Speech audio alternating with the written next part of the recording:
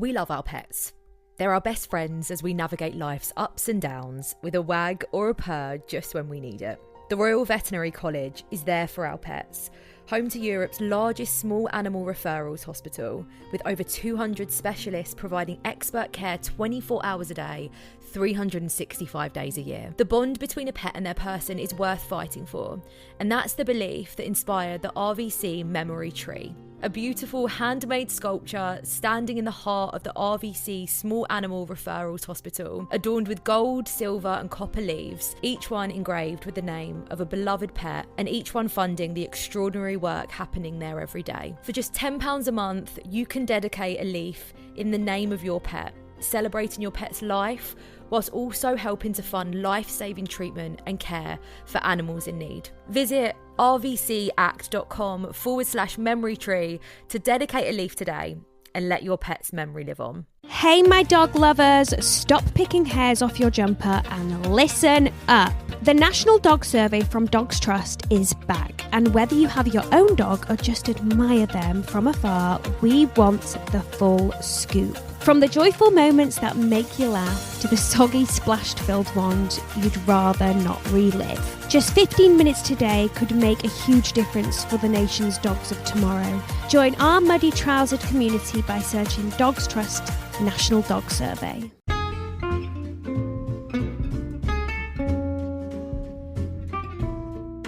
Hello, and welcome to It's a Fandom Thing.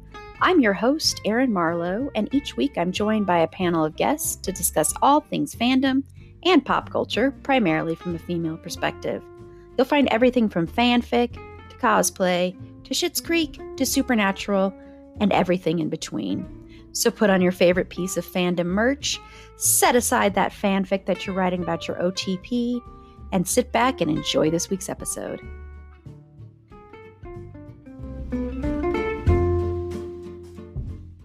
Hello, and welcome to this week's episode of Pop Culture and Fandom News. I'm your host, Erin Marlowe, and on Friday's episode, we are wrapping up our celebration of Pride Month and also our look at Season 3 of Queer as Folk. And joining me for that episode, as always, is Ishelle. So hello, Ishelle. Hello, Erin. Happy Pride, everyone. Yes, happy Pride, and thank you again for joining me last week and this week as well. And don't worry, this is not the last of Ishelle for the year. Ishelle will be back in August. I'm like, when are we recording that? In August, to talk about the Apple TV show Shrinking, which this will be a first-time watch for me. This was a suggestion by a listener, so I am excited to venture into this show and talk about it. So you will be hearing from Ishelle later on this year. But let's get into some pop culture and fandom news. So, Ishelle, what is one thing in pop culture or fandom that you want to talk about? Okay, so I'm going back to my book roots this time, but we're keeping it queer and we're doing a sapphic book. This is a duet, and I can't remember if I've spoken about it on the podcast before, but I'm having to do a reread for a special project that we're doing. But it is called Bloomtown. There's 2 books, Genesis and Exodus. The biblical references are important to the story, kind of. And it's by Allie North, Allly North. And this is about a preacher's daughter who is on this train going to meet her husband, set in like early 1800s, I believe. She's on this train going to meet up with her husband in this town that he is going to develop, and they're going to do this town together. And he's been out there working on it. And so she's on this train, and all of a sudden she gets kidnapped by someone, by an outlaw. This mysterious woman who's an outlaw, who is wanted. There are all these posters about this person. And so over these 2 books, you are finding out what happens to this person. You're finding out more about this outlaw. You're finding out a whole lot of things. And it is just beautifully written. And I highly recommend it. It's also on audio. The narrator did a really, really, really good job on audiobooks. So if you're like, 2 books, they're pretty thick books. If that's intimidating, then do it on audio. It's definitely worth the listen or the read, or both. Awesome. Yeah, you've been here quite a few times recently. And you haven't recommended a book, and you're usually my book person, so it's cool that you've got a book. Yeah, yeah. Awesome. I was pretending to be someone that I'm not, but I'm going back to my true self, and I'm talking about books again. Pretending to be somebody I'm not. I still have not watched The Vampire Lestat yet. Erin, now you're pretending to be somebody you're not. I know everybody's so shocked. Like, it's going to be like probably 3 episodes in before I'll be able to watch it. That's really okay. I think it's one. I mean, even the first 2 seasons of Interview with the Vampire, the story continues to unfold until the very end. And the way this one is, because of the type of character and narrator that Lestat is, I really think it's going to be okay if you end up watching several of them back to back. You'll be fine. I mean, I have gotten lots of stuff on my TikTok. I try to scroll past some of them. Yeah. I've heard a lot of actually complaint TikToks. So yeah, everybody's opinion is valid, but everybody is not a, yeah. Everybody's opinion is valid. I'll just leave it at that. Well, what I'm into is a docuseries. It's 3 parts on HBO Max called Bring Me the Beauties, a model cult. And this is about a cult I knew nothing about. If you know me, you know that cults fascinate me. I love watching documentaries about cults. I love reading about cults. I love listening about cults. It's just a thing that fascinates me. And it's basically, it follows this former model, Hoyt Richards, and it also talks to other people that were involved in the cult. And he was pulled in the early 80s when he was I think he was 16 when he first met him. He was pulled into this spiritual group called Eternal Values that was led by Frederick von Mehrers, or I'm sure I'm mispronouncing that, sorry. And basically it was like a new age spiritual group where Frederick, or Hoyt sometimes calls him Freddie, was saying that an alien had kind of entered his body at one point, and it was supposed to be this spiritual awakening, and they all had to be, everyone involved was quote unquote beautiful, and a lot of models or a lot of just really pretty people. And it was supposed to be something where you were going to, I don't know, get onto a different spiritual plane and be above consumerism. Yet at the same time, Hoyt was making a bunch of money that was actually going into them, and they were doing this jewel stuff. And at first it was you can't have any sexual relationships, no relationships, that's not a good thing. And then it kind of changed. And it was an interesting docuseries because I'm not going to spoil things. It sounds so weird to say about true things, but an interesting thing happens that because I didn't know about this, that I didn't know would happen, that kind of changes the dynamic of this cult. And you're hearing from a lot of people that used to be in it, and even one person, and I'd actually say probably 2 people, that seemed to still value what they learned from this cult, even though it had the typical thing of you're basically totally giving yourself away to this cult. Everybody was living together communally. They had to basically go through these I can't remember what they're called, but basically stand there and you insult people, throw call them terrible names, all this kind of stuff. And so it's sad, but it's not as freaky as some other cult stuff. But I recommend it if you're into cults, just because this is one I'd never heard of. And it runs basically from the 80s into 2000, basically. Yeah. So I don't know if you've ever heard of that. I have not heard of that. And I'm very fascinated about cults. I have already done my one cult experience for my lifetime, though, so I'm not interested in doing another. Yeah, I was just a one and done on cults. But yeah, I do find myself falling into a cult hole on TV. Yeah. The last one that I watched was the Nature Boy one. Oh, yeah. Mm-hmm. Mm-hmm. And then in a very insane use of my free will, I watched all the 46 part of it on YouTube, because there's a 4-part series on Hulu, but that only Yeah, as I said, an insane use of my free will. Yeah. Wow. But really, it's the only way to get a fuller picture of the absolute wildness of that leader and that cult. But yeah. Yeah, there are so many out there. And I think, what people fail to realize or to really accept about cults is that any one of us could fall into a cult. Oh, for sure. And I think sometimes people are like, oh, people who do that, they just have no control. They have no say. They're just easily manipulated. And that's not true. They target you at specific points in your life and can get you. Any one of us is susceptible to it. I remember when I was in high school, these people that were obviously in a cult came to my high school. It was a very alternative high school.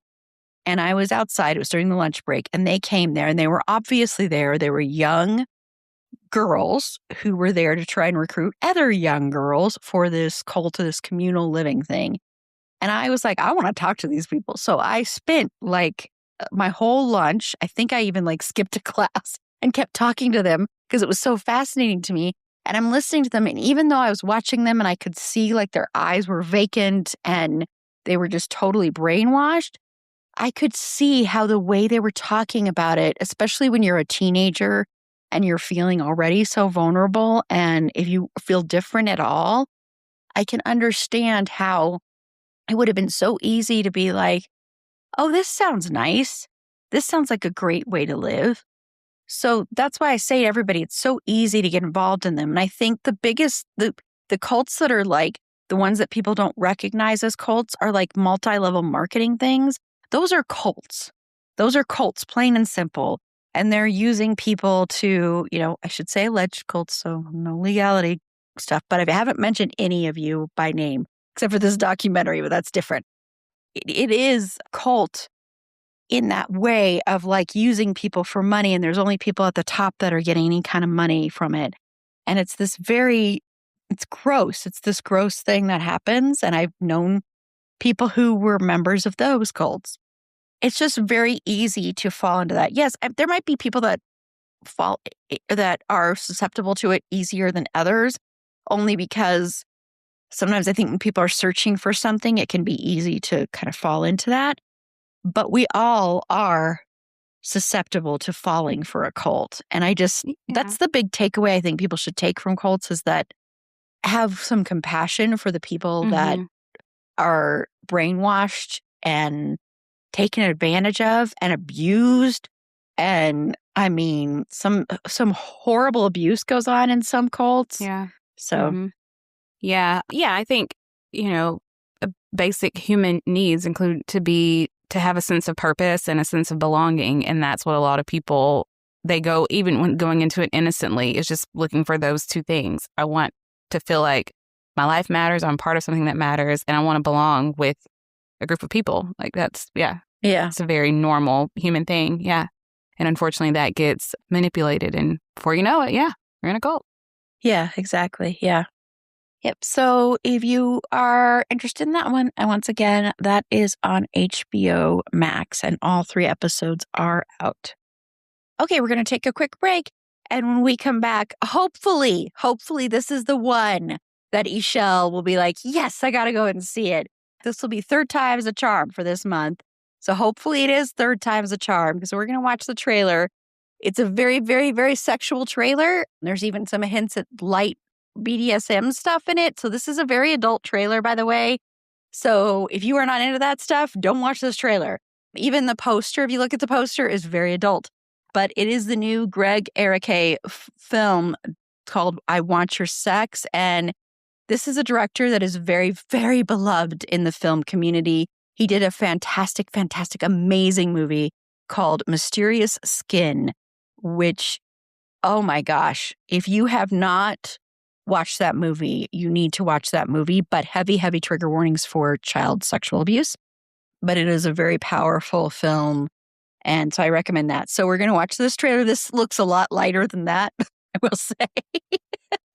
And this stars Olivia Wilde, Daveed Diggs, Cooper Hoffman, Johnny Knoxville, yes, Johnny Knoxville, Mason Gooding, Charlie XCX and Margaret Cho, among others. So we will be right back. Okay, it's that time. Once again, I'm going to give you a warning. This I Want Your Sex trailer is very sexual, okay? The title is I Want Your Sex. This is about sex. This is about different varieties of sex. There is an implication in the trailer of BDSM. So if any of this stuff triggers you at all, or if you don't want to watch anything sexual, just skip it and just wait to hear our thoughts. So we'll be back in about 2 seconds with our thoughts on the I Want Your Sex trailer. Okay, so we just watched the trailer for I Want Your Sex. Once again, I want your sex. Sex is the key word in this trailer. Ishelle, how did I do this time? I'm sorry, Erin. It's another miss for me. No, I'm kidding. I was like, I'm kidding. No. I am here for this one. It has some people in it that I always think are super fun in the roles that they pick, like Daveed Diggs. I love him. I like Mason Gooding. Yeah. Margaret Cho. Some really fun people in here. So yeah, I'm here for this one. I would go get a ticket at the theater for this one. Yeah. Yay. It seems like a good time. Yeah. Good pick. I did it. I found You one. did it. I was like, because when I watched this trailer, I'm like, I really want to watch this trailer on the show. And it premiered at Sundance. Okay. And it got rave reviews.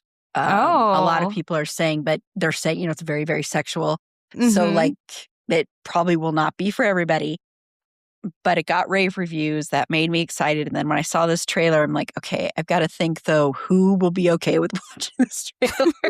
Then I was like, maybe this will be one that Ishelle is going with. I'm like, I will torture her with 2 other ones. She's like, okay.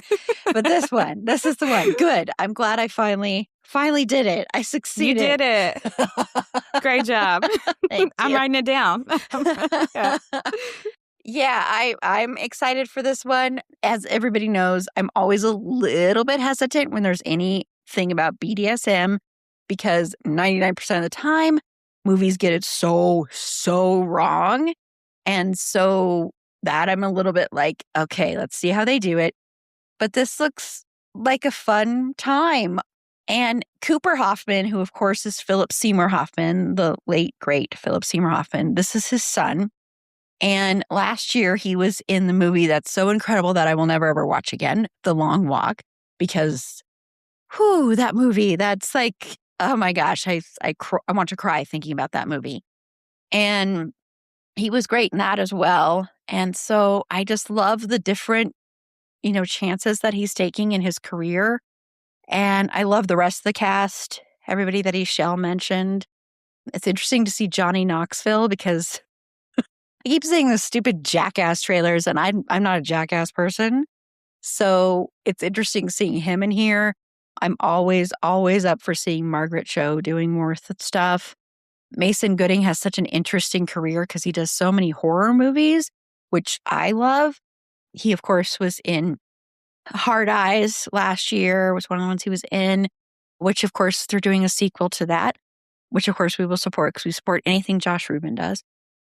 But so it's interesting watching his career, too, and I like seeing him a little bit outside of the horror realm. And it looks like fun, and it looks a little bit like kooky, and I mean that in a good way. And it looks a little bit like kinky, and I really like that part, too. So I'm excited for it. I'm curious what crime is going on or something because he's being interrogated. So I'm curious what's going on there. But yeah, I am very, very excited about this one. So yay, I am also just so excited. I finally found a trailer that made Ishelle excited. Yay! I know, and this makes it sound like I am so picky. Well, no, it's the trailers. It's harder in the summer to find. It really is, especially unless they're throwing out another Avengers movie. It is harder in this, and even that, I'm so far behind on them. Well, I'm so over Marvel, so same. I'm taking a little sabbatical from Marvel right now. Yeah, I'm over most superhero stuff, but I do want to see Supergirl. So, but yeah, okay. Well, when we come back, I'm sorry, I was trying to find something maybe to be a little bit happier about, but I really wanted to just mention this because this is very terrifying. because the Justice Department, if you haven't heard, has approved Paramount's Warner Brothers Discovery takeover without any strings attached. This is flippin' terrifying. So we're going to talk a little bit about this when we come back. Okay, so this purchase of Warner Brothers has been going on for a while. Originally, of course, Netflix was trying to purchase Warner Brothers. They were going to do it, and then it ended up not happening, and Paramount ended up doing it. Now, I was upset when Netflix was doing it. Paramount is 100,000 times worse because David Ellison, who runs Paramount, is really in the pocket for Trump. He's disgusting. He's gross. So David Ellison's Paramount Skydance, they cleared a big regulatory hurdle in advancing toward completing its $111 billion merger with Warner Brothers Discovery. This means they will own Warner Brothers. It includes CBS, CBS News, which they already own. They already have Paramount Plus already has that. But if this goes through, which it looks like it very likely will, it means Paramount will own CBS, CBS News, and most importantly, David Ellison, Warner Brothers Discovery, HBO, HBO Max, Warner Brothers Pictures, CNN, TNT, TBS, HGTV, and more, like the Comedy Network, a bunch of other things. So this is like really scary because if you don't know already what's been happening with CBS News has sort of become, it's edging towards state-run media in a lot of respects because like 60 Minutes, they are changing the way they're handling a lot of things. They fired a lot of people. You have Barry Weiss, who is an absolute piece of crap, who's running all of that stuff now. So this is really terrifying. This is really, really terrifying. And if you're not scared about this, you should be. And I don't mean to be like a doom and gloom, but this is really scary. The amount of control that one company and one person who is so in the pocket for Trump is going to have. So I know, Ishelle, I'm sorry I'm having you be on one where we're talking about something really heavy here, but I just thought it was important to talk about it. So do you think there's any hope for us avoiding state-run media? Probably not fast enough to I will be quick to say like this side of things is not my ministry. It's like not really my area. So I'm not super knowledgeable about all of the players and that sort of thing on it, just because it's just like not something that I pay a ton of attention to, but I'm not naive enough to think that I'm not impacted by it all. I know that I am. I mean, I know I can think of like small ways that I see it already and even big ways that we see it already. Just knowing how much media shapes culture and it shapes ways of life and it shapes patterns of voting and all that sort of thing. Just knowing the impact that has to have this one kind of conglomerate controlling so much of our media, that has to be a dangerous thing. And then I also just wonder, for it to be approved, like you said, kind of without strings, I wonder what deals were made in what dark room, what palms were greased, and how are we, the American people, going to be paying for that? Not just financially, what all is that going to cost us? Like, that's the stuff that I worry about too.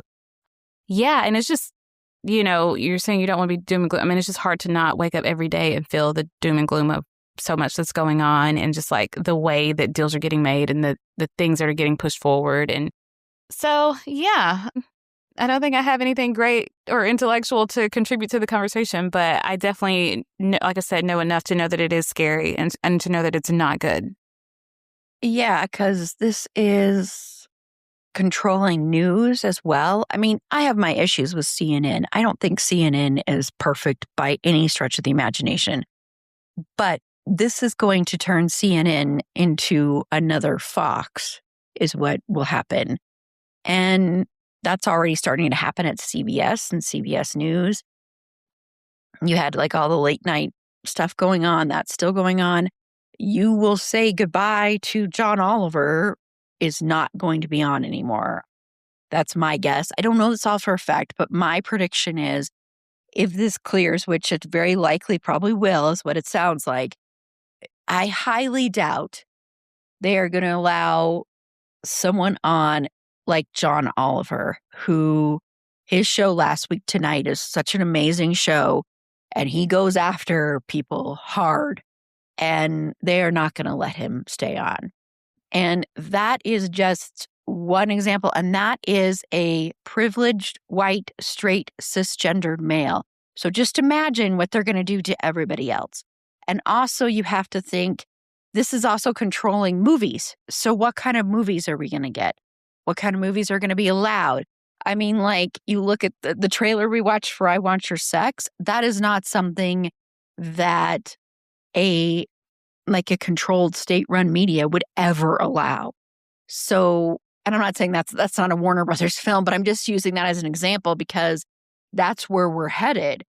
And having a monopoly like this, because this is a monopoly, having one company control so many branches of entertainment and news and art and culture is really dangerous. This is very dangerous. I didn't like it when it was Netflix. But the difference with that one, and I'm not saying like the person who runs Netflix, he's not necessarily a good person. It's just the difference with that is that Netflix wasn't being controlled in this way like Paramount was. It's not being run by someone who's so in the pocket for Trump. And hey, the person for Netflix probably is in some way the same way because, the rich people are all kind of in the same mold anyway. But it just didn't feel it felt more tragic for like movie theaters and that kind of thing. It didn't feel as tragic for the future of the world and the media we're going to get. This does. This feels really frightening to me. And I mean, as far as what we can do, the only thing we can do is, you write your representatives, write people that might be able to say something and speak out as much as you can. It's scary. It's really scary to me that this looks like it could very, very likely go through. And that is not a good thing. That is not a good thing.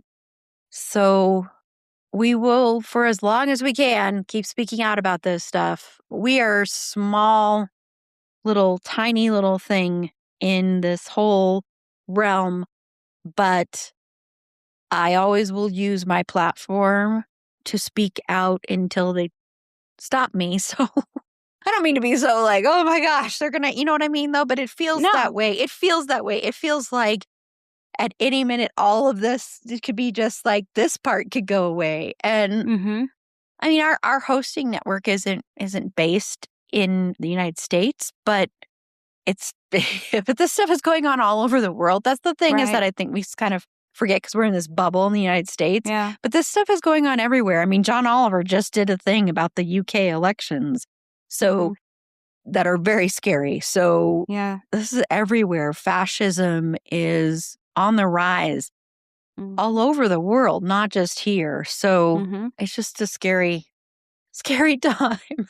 It is. But I was thinking when you were talking, I was thinking about a quote I heard from this girl, and she says, when the world is on fire, the best that we can do is, you were talking about, these small little things that we can do. Like the best we can do is be the rain. So be these individual raindrops is the best that we can do. She's like, so when the world's on fire, the best we can do is be the rain until eventually we become a flood. And so I just kind of focus on that, like, speaking out about it here on your podcast, like you said, calling your senator, sending an email, doing whatever you can, that sort of thing. And just remember, like, okay, maybe I can't put the fire of the whole world out, but I can be a raindrop. I can definitely do that. So. Yes. I think that's a great way to end this conversation for now. That's great. Thank you so much, Ishel, for saying that. And I think that is the best that we can do. And also to find moments of joy and fun, because you won't be able to survive this if you don't find moments of fun and joy. So that's what I Want Your Sex is for. And the book that Ishel mentioned. And Queers and Quills, which Ishel will mention in just a moment. And the Vampire Lestat and any kind of shows, and Queer as Folk, which we're going to talk about on Friday. So yeah, find those moments of joy, be the rain, be the raindrops. So yeah, so thank you, Ishel, for joining me too for this week. But that's going to do it for this week's episode of Pop Culture and Fandom News. So, Ishelle, one of those moments that we could celebrate some joy would be Queers and Quills next year. So tell everybody about Queers and Quills. Absolutely. We will be being lots of little raindrops collecting over in Portland, Oregon for Queers and Quills in 2027, in June of 2027. Queers and Quills is a queer romance book convention. You may not know, but queer rights are under attack, trans rights are under attack, trans people are under attack.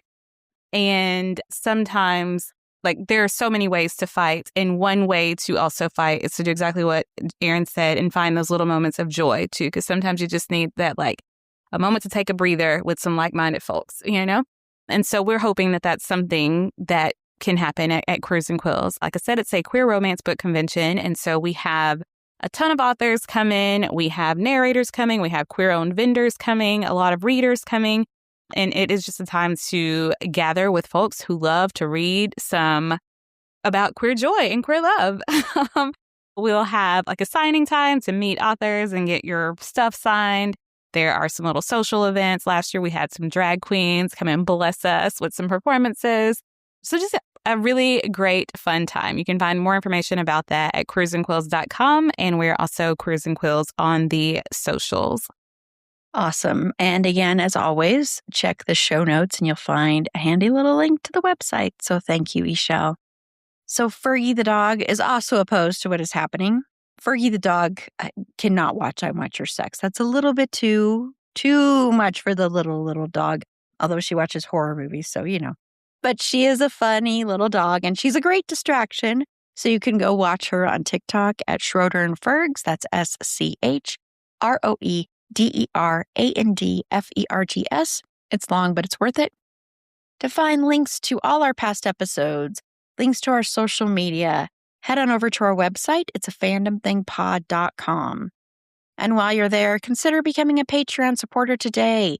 For as little as $3 a month, you get ad-free content, you get episodes a day early, and you get bonus content. I just released last week an episode entitled Erin's Rants and Raves.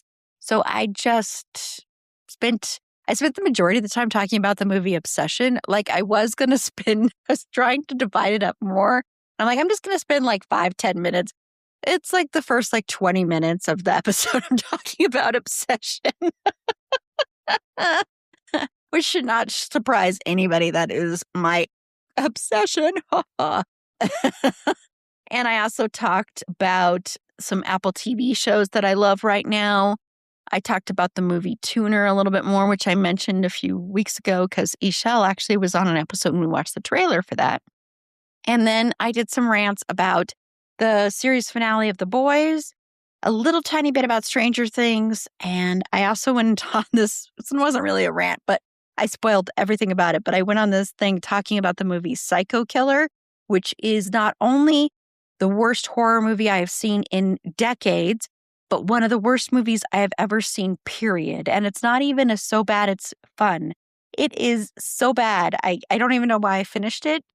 I don't know. But so I spoil it so you don't have to watch the movie. But I talk about that too. So once again, click the link in the show notes or head on over to our website. It's afandomthingpod.com and click the Support Us tab there. And Friday, Ishelle will be back to talk about Queer as Woke again, Season 3, Part 2. So until next time, remember, it's a fandom thing. Black Lives Matter, Stop Asian Hate, and Free Palestine.